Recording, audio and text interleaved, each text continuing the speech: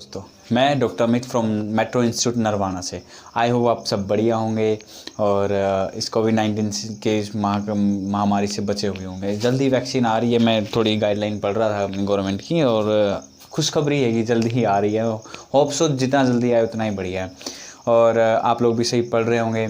आपका जो एग्ज़ाम्स है वो लगभग तैयार हो ही चुका है। 1-2 दिन में आपको बता दिया जाएगा कि कब कहाँ कैसे क्या कुछ होने वाला है। और आप लोगों के यूट्यूब पे बहुत सारे कमेंट्स आ रहे हैं, मैं कंटिन्यू देखता जा रहा हूँ, जो मुझे पढ़ के अच्छा लग रहा है। सीरियसली बता रहा हूँ, उससे मुझे फीडबैक मिलता है कि हम सही जा रहे हैं गलत जा रहे हैं। कहीं मतलब मैं नाम नहीं लूँगा किसी का, लेकिन किसी ने कमेंट किया कि सर बोर्ड पे लाइट ज़्यादा पड़ रही है, तो मैंने उसका भी प्रबंध किया है। किसी ने कहा कि नाइस सर जी, किसी ने कुछ पूछा, किसी ने कुछ। अच्छा लगता है मतलब आप लोग फीडबैक देते हो। और मैं हर वीडियो में एंड में बोलता हूँ, लेकिन आज मैं शुरुआत में बोल रहा हूँ, किसी भी चीज़ के बारे में कोई भी जानकारी लेनी हो तो बेझिझक बिना सोचे फ़ोन कीजिएगा। फ़ोन करने से आपका एक समाधान मिलेगा किसी भी प्रॉब्लम का। कुछ सिलेबस से रिलेटेड हो या अपने कोर्स से रिलेटेड हो, कुछ भी आपको जो चीज़ चाहिए, आपको हर चीज़ का समाधान मिलेगा। अपने सुनील सर से या दिनेश सर से कोऑर्डिनेट कीजिए, मुझसे बात कीजिए। अगर सिलेबस में कुछ समझ में नहीं आ रहा तो कोर्स से बात करनी है तो सुनील सर से बात कीजिए, दिनेश सर से बात कीजिए। आप लोगों को अच्छे से कोऑर्डिनेट किया जाएगा। और लगभग 3 यूनिट हो चुकी हैं, 8 क्लास हो चुकी हैं। 8 क्लास में मैंने लगभग अच्छा अपना बेस्ट देने की ट्राई किया। आई होप आप सब लोगों ने पढ़ा भी होगा। जो मैं वीडियोस बना रहा हूँ, जो हम मेहनत कर रहे हैं, उसका आप अच्छे से फ़ायदा उठा रहे होंगे। इंसान को मेरा यूँ मानना है कि कभी भी सीखना बंद नहीं करना चाहिए। अगर वो सीखना बंद कर देता है तो वो वहाँ रुक जाता है, मतलब उसके ग्रोथ के चांसेस बिल्कुल जीरो जाते हैं। जब तक वो सीखता रहेगा, जब तक उसके अंदर सीखने की लगन रहेगी, वो इंसान अपने आप कामयाब होता जाएगा। आई होप आप लोग भी अच्छे से आपके अंदर सीखने की लगन होगी। मैं जानता हूँ मुझसे बहुत सारे यहाँ उम्र में बड़े भी हैं और मैं किसी को ये नहीं बोल सकता कि आप लोग मुझसे पढ़ो या और पढ़ो। अगर एज ए टीचर और स्टूडेंट का बोलें तो मैं आप लोगों को पक्का बोलूँगा कि यार सर पढ़ो आप लोग, अच्छा रहेगा। तो उम्र का ना देखते हुए अपने अंदर सीखने की लगन रखिए और कुछ ना कुछ नया आपको मिलेगा। कुछ ना कुछ जो आपने आज तक नहीं सीखा, कुछ ना कुछ नया पक्का मिलेगा। आई होप आप 8 वीडियोज़ में कुछ ना कुछ देख चुके होंगे भाई। जो जिस चीज़ का आपको नहीं पता था अब पता चला है। मुझे भी बता रहा हूँ, मैं सीरियसली बोल रहा हूँ कि जब मुझे आप लोगों का सिलेबस पढ़ा मैंने, जब मैं पढ़ाने के लिए मैंने जब आप लोगों का सिलेबस देखा तो बहुत सारी चीज़ें थी जो कि नॉर्मल थी, कहने को नॉर्मल थी, लेकिन उनके अंदर घुस के जब पता चला कि यार अच्छा ये चीज़ भी होती है, वो चीज़ भी होती है। बहुत सारी चीज़ें होती हैं जो मुझे नहीं पता थी, लेकिन अब पता चली हैं। क्यों पता चली? क्योंकि सीखने की लगन है। सीखने की लगन रखनी चाहिए, आप लोगों में भी रखनी चाहिए, होनी चाहिए। सब में एक अच्छी लगन होगी तभी तो एक आप अच्छे इंसान बन पाओगे, अच्छे प्रैक्टिशनर, अच्छे डॉक्टर। मुझे नहीं पता बनोगे नहीं बनोगे, वो आपकी स्किल्स पे डिपेंड है, लेकिन अगर सीखने की लगन है, सीखने का आप में अच्छा मादा रखते हो तो आप एक अच्छे इंसान ज़रूर बनोगे। ये मैं लिख के दे रहा हूँ। और आज चौथी यूनिट में शुरू करता हूँ। चौथी यूनिट बहुत ही कहने को तो कॉमन है, कहने को तो वो बहुत ही कॉमन है, बहुत ही सामान्य है और कुछ भी नहीं है उसके अंदर कहने को, लेकिन जब उसके बारे में डीपली सोचेंगे तो बहुत कुछ है। आज हम बात करेंगे स्वच्छता की। स्वच्छता सिर्फ रोड की, सड़क की, गांव की नहीं ज़रूरी होती। स्वच्छता अपने शरीर की भी ज़रूरी होती है, जो कि हम नहीं रखते हैं मोस्टली। एक डाटा भी था किसी कंपनी का था, मतलब मुझे नहीं पता एजेंसी का था, किसका भी था। लगभग 95% इंडियंस अपने खुद की स्वच्छता पे ध्यान नहीं देते हैं। आप समझ पा रहे हो जो मैं कहने जा रहा हूँ कि अपनी स्वच्छता पे बिल्कुल भी ध्यान नहीं देते हैं। बीमारियों से मरते जा रहे हैं। कौन सी बीमारियाँ? जो हमने खुद ने पैदा की हैं, जो हम खुद पैदा कर रहे हैं और खुद ही ला के जा रहे हैं। लाइक बिना हाथ धोए खाना खा लेना, बिना हाथ धोए कोई भी फास्ट फूड खा लेना, या अगर मैं कहूँ तो रूरल में, मतलब अब मैं गांव के लेवल पे बात करूँ तो खुले में शौच करना बंद करो। सबको ही होता है कि यार बंद करना चाहिए, लेकिन आपको इसकी सच्चाई नहीं पता। अगर सच्चाई मैं आपको बताऊँ इसकी सच्चाई क्या है, खुले में शौच करने की वजह से इस देश में ज़्यादा नहीं कहता हूँ, लेकिन 5,000 से ज़्यादा बच्चे मरते हैं, छोटे बच्चे मरते हैं आपके खुले में शौच करने में। इतनी सारी बैक्टीरिया, इतनी सारी फंगाई, मतलब बहुत सारी बीमारियाँ होती हैं, उन पर मक्खियाँ बैठती हैं, वही मक्खियाँ हमारे खाने पे आके बैठती हैं, हमारे ऊपर बैठती हैं। वो एक मीडिएटर का काम कर रही हैं। आप समझ रहे हो मीडिएटर क्या होता है? मीडिएटर होता है कि एक जगह से उठाया दूसरी जगह टपक दी, एक जगह से उठाया दूसरी, वो एक मीडिएटर का काम कर रही हैं। तो हर चीज़ में सफाई ज़रूरी है। आपका जो घर के सामने जो निकासी की, जो गंदे पानी की निकासी की जो नाली है, वो उसमें पानी अटका खड़ा है, तो आप वहाँ मच्छर हो रहे हैं, और कूड़ा नहीं उठाया जा रहा काफ़ी दिनों से, स्मेल मार रहा है। ये सब स्वच्छता ज़रूरी है, लेकिन आपको पता है आपके शरीर की स्वच्छता भी कितनी ज़रूरी है। अकेले सड़कों की सफाई करने से भारत स्वच्छ नहीं होगा। आप थोड़ा सा ध्यान से सुनना, मैं दोबारा रिपीट कर रहा हूँ कि अकेले सड़कों की सफाई करने से भारत स्वच्छ नहीं रहेगा जब तक इंसान अपने शरीर की स्वच्छता पे ध्यान नहीं देगा। मैं तो यूँ कहता हूँ कि जिस तरह ईश्वर की भक्ति हम पूरे अपने लगन से करते हैं, तो हमारे शरीर की जो स्वच्छता है उसको भी एक भक्ति मान लिया जाए, उसको भी एक लगन से, उसको भी एक आस्था से पूरा अच्छी तरह निभाया जाए, तो इंसान पक्का बिना किसी बीमारियों के स्वस्थ रहेगा। ईश्वर की भक्ति करते वक्त हमारे अंदर बहुत सारी आस्था होती है। हम कुछ भी गलत काम कर रहे होते तो हमें याद आता है कि ऊपर वाला देख रहा है, ऊपर वाला देख रहा है। भाई बहुत अच्छी बात है, आपकी आस्था किसी भी धर्म में, मैं किसी धर्म के खिलाफ नहीं, आस्था रखिए। मेरा तो यूँ मानना है कि शरीर की स्वस्थता में भी एक आस्था रखिए। आप समझ रहे हो मेरे पॉइंट को मैं क्या कहना चाहता हूँ? शरीर की स्वस्थता में भी अपना एक पॉइंट रखिए। जब तक आप शरीर की स्वस्थता को नहीं बना के रखोगे, अपने शरीर में आस्था नहीं रखोगे, आप पता नहीं कितनी हज़ारों लाखों बीमारियों से ग्रस्त रहेंगे। आई थिंक आप समझ रहे होगे जो मैं कहना चाह रहा हूँ। अच्छे से स्वस्थ रहिए। लाइक अगर कुछ खा रहे हो तो आपको एकदम ध्यान आना चाहिए, क्या मेरे हाथ वॉश हैं? अगर कुछ उठा रहे हो तो क्या उस चीज़ में कोई बैक्टीरिया तो नहीं? किसी चीज़ को टच कर रहे हो उसमें कोई बैक्टीरिया तो नहीं? कहीं फास्ट फूड खा रहे हो, रेहड़ी का जो खाना खा रहे हो वो ढका हुआ है, इन ढका हुआ? पानी पी रहे हो, जहाँ मेरे हाथ तो ठीक थे, लेकिन जिस गिलास को मैंने पकड़ा था वो साफ़ है कि नहीं है? जिस मटके में से मैं पानी ले रहा हूँ वो मटका साफ़ है कि नहीं है? इन सारी चीज़ों का हमें अच्छे से ध्यान रखना चाहिए। मैं बात करूं कि जो स्वच्छता सरकार क्या कर रही है अब इसके बारे में, अब आप ना तो मैंने बता दिया कि हमें क्या करना चाहिए, सरकार भी क्या कर रही है।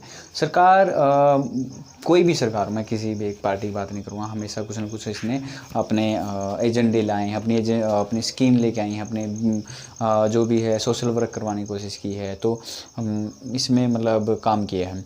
लेकिन जो सबसे लेटेस्ट है, एक स्वच्छता अभियान शुरू किया गया था माननीय प्रधानमंत्री जी ने। स्वच्छता अभियान, नाम ही स्वच्छता अभियान रखा गया था उसका।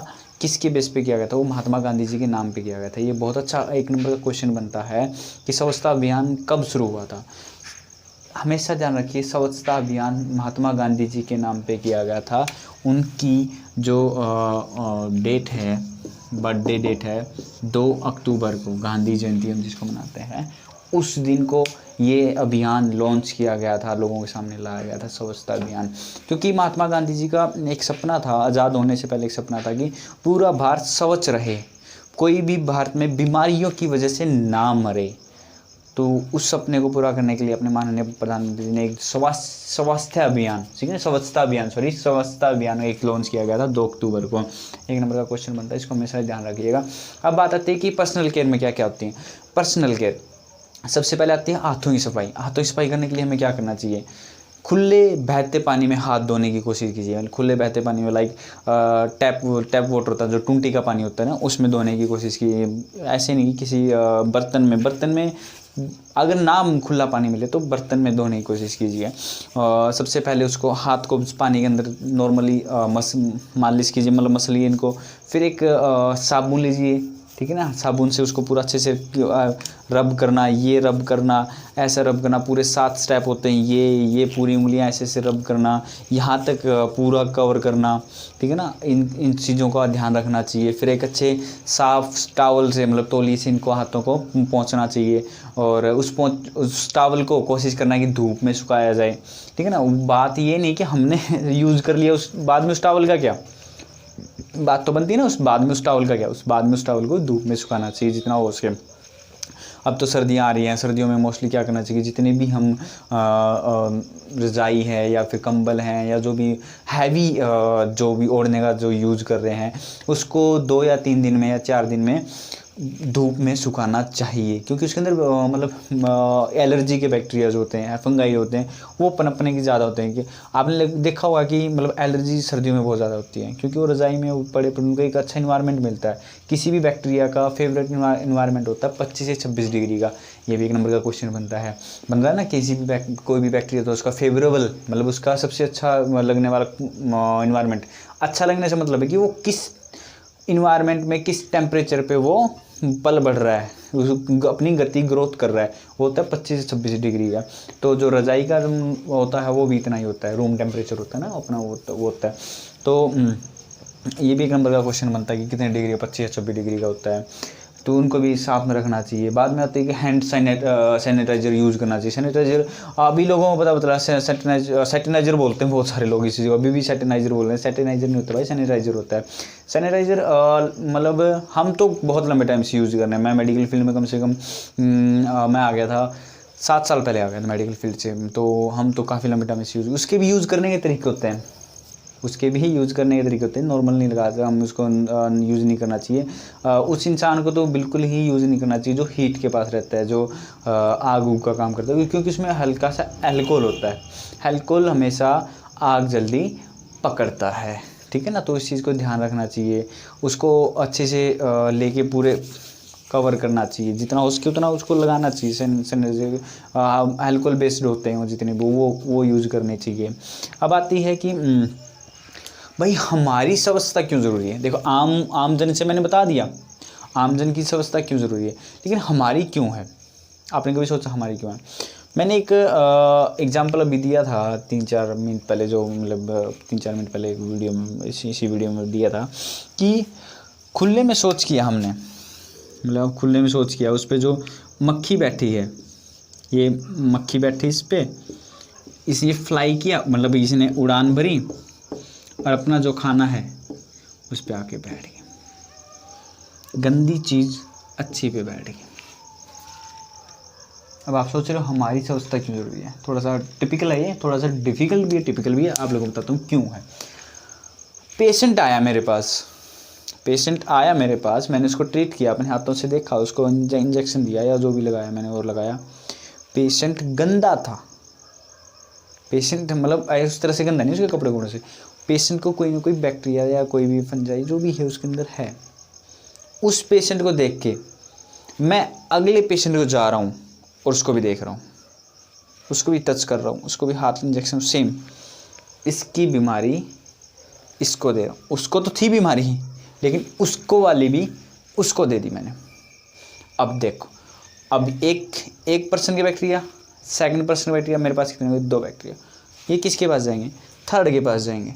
थर्ड को भी मैंने ये बीमारी दे दी, उसको उसकी दे दी, उसकी दे दी। आप मीडिएटर बन रहे हो। आप मेरी बात को समझ रहे हो। मैं दोबारा बता देता हूँ कि मैंने इसको टच किया, मैंने इसका ट्रीटमेंट किया और मैंने अपने हाथ साफ नहीं किए, अगले ही पेशेंट के पास गया मैं, उसको भी बीमारी इकट्ठी की, उसकी बीमारी उसको दे दी, उसको दे दी, उसको दे दी। जो लास्ट में देखा उसके पास बेचारे बीमारी हो गई। आप सोच रहे हो यार इतनी क्या बीमारियाँ होती हैं फील्ड में, ये वो होती हैं सर, सच में होती हैं। आप अपने हाथ को कभी भी माइक्रोस्कोप से स्कैन करवा लीजिए, कभी भी फील्ड में काम कीजिएगा। सुबह आसपास की जो लेबोरेटरी है और किसी के पास भी जाओ, बोलोगे मेरे हाथ में ना बैक्टीरिया माइक्रोस्कोप से स्कैन कर दो। अगर उसके पास अच्छी क्वालिटी का है, यहाँ होता नहीं है मोस्टली, यहाँ आप लोगों शायद ही मिल जाए, बहुत अच्छी बात है अगर मिल जाए तो वो ना ट्राई कीजिएगा और फिर देखिएगा कि आपके हाथ में कितने बैक्टीरिया हैं। आपको अपने हाथ से ना यूँ घिन आने लगी, यार इतना बैक्टीरिया ले के बैठा हूँ मैं। तो इसलिए कहता हूँ कि अपने हाथों को साफ़ रखना ज़रूरी है हमारे लिए। हमने कोई भी एक चीज़ यूज़ की है, इंजेक्शन यूज़ किया है, तो पर पर्सन 1 इंजेक्शन 1 नीडल हम यूज़ करते हैं। आप लोगों को पता ही होगा। और ये एक लॉ बना था पहले, क्या था कि एक ही नीडल को बार बार हम यूज़ कर रहे थे। पहले तो कांच के वो आते थे इंजेक्शन आते थे, वो उनको बड़ा शौक होता था कांच के इंजेक्शन को संभाल के रखने का। उसको साफ़ किया पानी से 2-3 बारी और फिर वो अगले को लगा दिया, पानी से साफ़ किया 2-3 बारी, फिर अगले को लगा दिया। वो एक ट्रेंड था, एक टाइम था, और जो नाई होते थे जो अपने मतलब जो हेयर सैलून वाले काम होते थे, एक ही ब्लेड को इससे इसको साफ़ किया, फिर पानी में से निकाला उसी ब्लेड को, अगले को साफ़ कर दिया, ऐसे दाढ़ी बनाते थे, ऐसे बाल काटते थे। तो सरकार ने देखा कि यार इससे ना मतलब बीमारियाँ बहुत ज़्यादा बढ़ रही हैं, इससे मतलब कोई कंट्रोल नहीं आ रहा। तो इस उन्होंने एक ला ला दिया कि कानून कर दिया कि एक बार इंसान पे कोई भी चीज़ यूज़ हो रही तो वो सिर्फ उसी पे होगी, उसके बाद वो दोबारा यूज़ नहीं होगी। अगर वो यूज़ कर रहा है तो वो गुनाह कर रहा है। इसका लाइव एग्जांपल मैंने देखा था अपने फील्ड में 3-4 साल पहले। एक 9 पता नहीं 10 साल का छोटा लड़का था, और उसकी वेट लूज़ हो रहा था, बहुत ज़्यादा वेट लूज़ हो रहा था। तो मैंने उसको हमने उसका ब्लड टेस्ट करवाए। तो हम शुरू में हम ट्रिपल टेस्ट करवाते हैं, ट्रिपल टेस्ट में सब आ जाते हैं, मतलब उसके HIV एड्स वगैरह हो जाते हैं। वो HIV पॉजिटिव निकला, 10 साल का लड़का HIV पॉजिटिव निकला। तो हमने उसके मम्मी पापा के भी टेस्ट करवाए, और देखा कि वो तो नेगेटिव है लेकिन वो बच्चा पॉजिटिव है। तो हमने जो अदर प्रोसेस होते हैं वो सारे कंफर्म किए, 2 या 3 बार हमने टेस्ट करवाए, कहीं लेबोरेटरी में कोई दिक्कत ना होगी और आ गई हो। तो कहीं से हमें कुछ पता नहीं चल रहा था कि मतलब इस बच्चे के अंदर HIV आया कहाँ से। फिर हमने थोड़ा और डीपली स्टडी किया, 3-4 दिन लगे, बहुत डीप स्टडी किया। हमने पता किया कि उस बच्चे ने 1.5 महीने पहले किसी गोलगप्पे वाले से गोलगप्पे खाए थे। अब आप सोच रहे होंगे यार गोलगप्पे खाए थे तो क्या, गोलगप्पे जब वो आलू चीर रहा था या कुछ और वैसा छील चक्कू का काम कर रहा था वो गोलगप्पे वाला, तो उसका हल्का सा कहीं कट वट लग गया था, और जो उसका ब्लड था, जो फ्लूइड था, ब्लड था, वो उस जो सामान बनाता है उसके अंदर आ गया था, और वो यूँ का यूँ उस बच्चे ने खा लिया था। खाया तो बड़े लोगों ने भी होगा, लेकिन उनका इम्यून सिस्टम अच्छा था, तो वो उस चीज़ को मतलब अपने शरीर में फैलने नहीं देगी। लेकिन वो बच्चे का इम्यून सिस्टम जो अपने तो प्रतिरोधक क्षमता होती है वो बहुत कम होती है। तो उस बच्चे ने मतलब बर्दाश्त नहीं कर पाया, तो उससे वो पॉजिटिव निकला। तो कहने की तो कुछ नहीं है, गोलगप्पे तो खाए थे, लेकिन आप समझ रहे हो उस एक गोलगप्पे या 2 गोलगप्पे ने 10 साल के बच्चे की ज़िंदगी बदल के रख दी। एंड रिजल्ट मैं नहीं बताऊंगा आपको क्या था क्या नहीं था, वो अदर मैटर है। मैं आपको रिजल्ट कहानी सुनाने नहीं आया हूँ, जस्ट आपको एग्जांपल देने आया हूँ कि हुआ ऐसे ऐसे था। इतनी छोटी सी लापरवाही की वजह से उस गोलगप्पे वाले को HIV पॉजिटिव था, तो वो बच्चे में आ गया।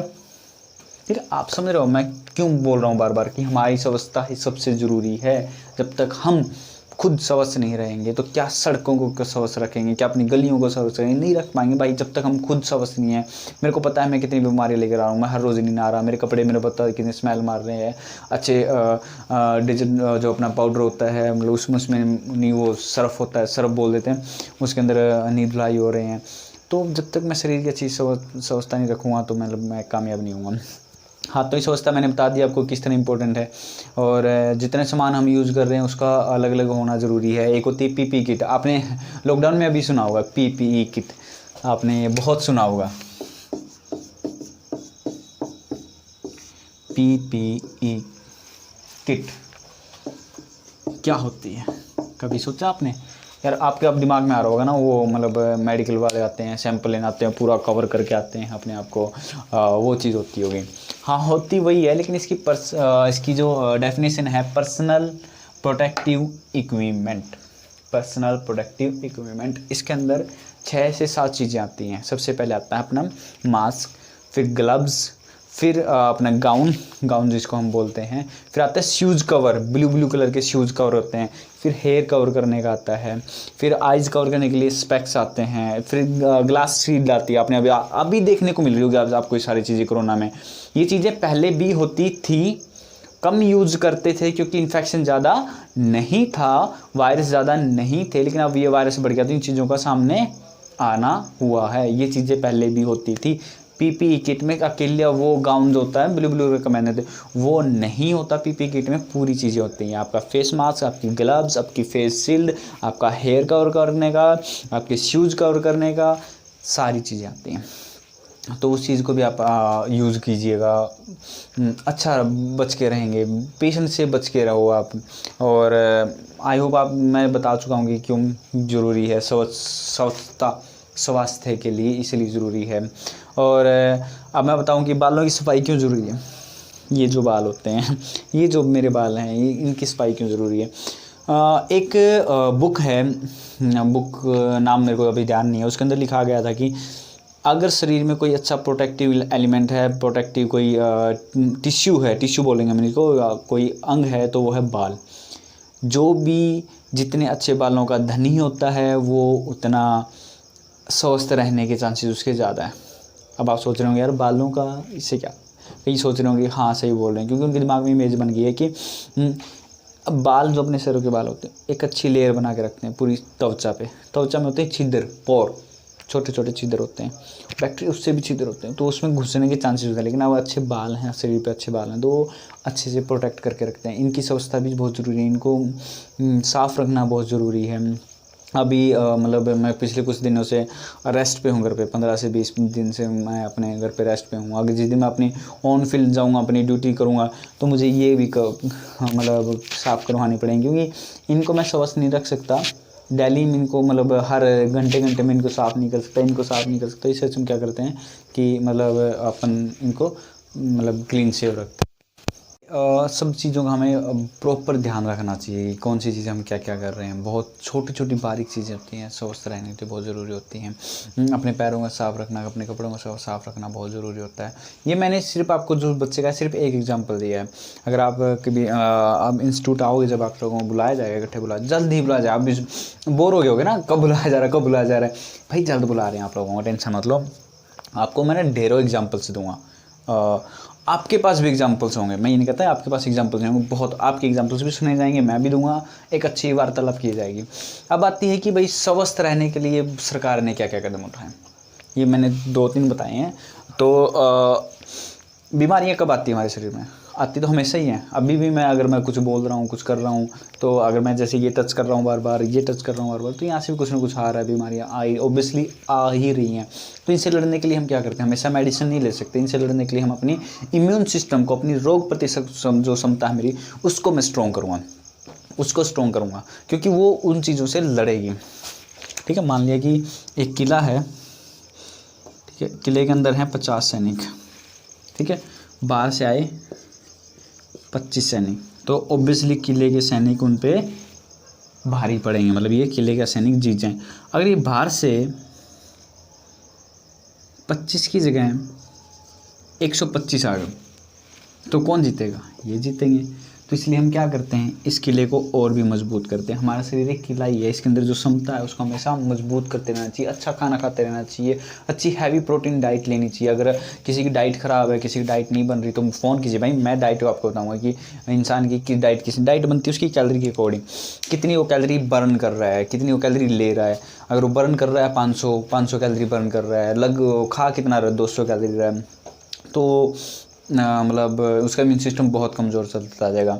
आप जो एक चपाती खा रहे हो उसके अंदर 20 कैलोरी की मतलब 20 से 25 कैलोरी की क्षमता होती है, ऊर्जा होती है। तो इन सारी चीज़ों का हम ध्यान रखते हैं।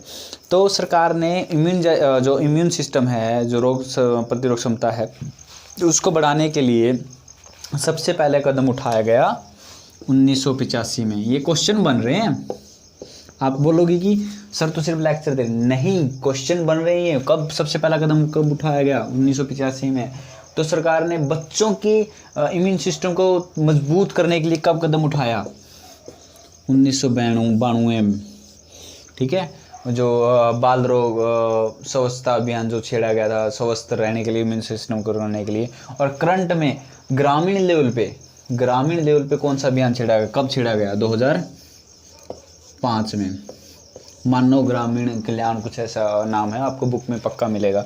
तो ये सारे वैक्सीनेशन, जो टीकाकरण जो जिसको बोलते हैं ना, वैक्सीनेशन का काम शुरू किया गया, टीकाकरण का काम शुरू किया गया, पोलियो का काम किया गया, अपने इसके हेपेटाइटिस बी का, टीबी का, सब चीज़ों का टीकाकरण शुरू करना कर दिया। भारत अब पोलियो मुक्त देश कहलाता है कि यहाँ कोई और पोलियो के अब केस नहीं होते। मतलब जो पहले थे 1990 से या 1992 से पहले जो थे, अब पोलियो केस बहुत रहे चांसेस कि पोलियो केस। बच्चे को तो हमेशा पैदा होती 2 ड्रॉप पिलाई जाती, पोलियो की 2 बूंद है ज़रूरी। आपने ऐड सुनी होगी, मैंने भी बहुत पिया है, आपने भी बहुत पिया होगा। वो 2 बूंदें और टाइम टू टाइम होता है, उनका इंटरवल होता है, कब कब होती है। ये सारी बुक में डिटेल है कि 3 महीने में कब देनी चाहिए, 4 महीने में कब देनी चाहिए, 6 महीने में कब देनी चाहिए। ये सारी डिटेल आपकी बुक में है। ठीक है, पढ़ोगे तो मैं यहाँ लेक्चर में मतलब बताने को तो मैं यहाँ बता दूँगा, लेक्चर है ना मतलब घंटे 2 घंटे का चला जाएगा, वो बहुत बोरिंग हो जाएगा। मुझे पता है यूट्यूब पे अगर 25 मिनट से या 30 मिनट से ज़्यादा कोई वीडियो होती है तो शायद ही देखने के चांसेस होते हैं उसको कोई देखे, मुझे पता है, क्योंकि मैं भी नहीं देखता भाई। इसलिए मैं कोशिश करता हूँ कि छोटी सी छोटी वीडियो बनाया जाए, उसमें ज़्यादा से ज़्यादा कंटेंट डाला जाए, ज़्यादा से ज़्यादा आप लोगों को नॉलेज दी जाए, तो मैं उसमें कोशिश करता हूँ। तो ये टीकाकरण शुरू किया गया था स्वास्थ्य, ये ध्यान रखना कि सबसे पहला कदम टीकाकरण कब शुरू हुआ, 1985 को। बच्चों के लिए कब काम की शुरू किया गया, 1992 को। ग्रामीण लेवल पे कब काम किया गया, 2015 को। और स्वच्छता जो अभियान है वो कब छेड़ा गया, 2 अक्टूबर को। पीपी किट क्या होती है, इसकी डेफिनेशन क्या होती है, पर्सनल प्रोटेक्टिव किट होती है, पर्सनल प्रोटेक्टिव इक्विपमेंट की जो किट होती है उसमें सारी चीज़ें होती हैं। खुद की स्वस्थ रहना क्यों ज़रूरी है, मैंने सारी चीज़ें बता दी। 4th इन्वेस्टमेंट 9वां जो हमारा लेक्चर था ये अच्छा कंप्लीट हो गया, और आई होप सब आप लोगों को समझ में आएगा। नहीं समझ में आए तो प्लीज़ कांटेक्ट कीजिए। जब तक आप कांटेक्ट नहीं करोगे मुझे नहीं पता किसको समझ में आ रहा है किसको नहीं आ रहा, क्योंकि भाई मतलब मैं तो हूँ तो एक नॉर्मल इंसान ही ना, मतलब मैं आप लोगों के सपने नहीं लेता कि मेरे को सपने में पता चल जाएगा उसको समझ में आया कि नहीं आया, उसको सपने में उसके मतलब ऐसा नहीं होता ना भाई। आप लोग बताओगे तो मुझे तभी पता चलेगा। और यही कहूँगा आखिरी में जाते जाते, अपने काम के लिए ईमानदार रहें, अपने काम को ईमानदारी से करें। जब तक आप अपने काम के लिए ईमानदारी नहीं दिखाएंगे आपका काम आपकी इज्जत नहीं करेगा। तो मैं मतलब बस इतना ही कहूँगा, अपने काम के लिए ईमानदार रहें, सीखने की लगन हमेशा शरीर में बनाए रखें, अपने मन में बनाए रखें। जब तक आप सीखते रहोगे आप आगे बढ़ते रहोगे। जिस दिन सीखना बंद कर दिया आप वहीं रुक जाओगे। जिस दिन आपने सोच लिया कि मैं परफेक्ट हूँ, इससे ज़्यादा मतलब मुझसे ज़्यादा किसी को नहीं आता, इससे ज़्यादा मैं और जानकारी ले नहीं सकता, आप उसी दिन वहीं रुक जाओगे। आप में मतलब आगे बढ़ने की क्षमता मतलब जो काबिलियत होती है वो ख़त्म हो जाएगी। और आगे बढ़ना कौन नहीं चाहता भाई, मैं भी ग्रोथ करना चाहता हूँ, आप भी ग्रोथ करें। मैं पढ़ा रहा हूँ अपनी ग्रोथ के लिए पढ़ा रहा हूँ, ठीक है। आप ये जो कोर्स कर रहे हो किस लिए कर रहे हो, अपनी ग्रोथ के लिए कर रहे हो। ग्रोथ ही तो करनी है, ग्रोथ करने के लिए क्या करना पड़ेगा, सीखना पड़ेगा। तो सीखने के लिए हमेशा तैयार रहिए, कहीं से भी कुछ भी सीखने को मिले हमेशा तैयार रहिए और लगन बना के रखिए। खुश रहिए, आबाद रहिए, और अपने घर वालों का ध्यान रखिए, इस महामारी से बचा के रखिए। बस यही कहूँगा। जय हिंद, जय भारत।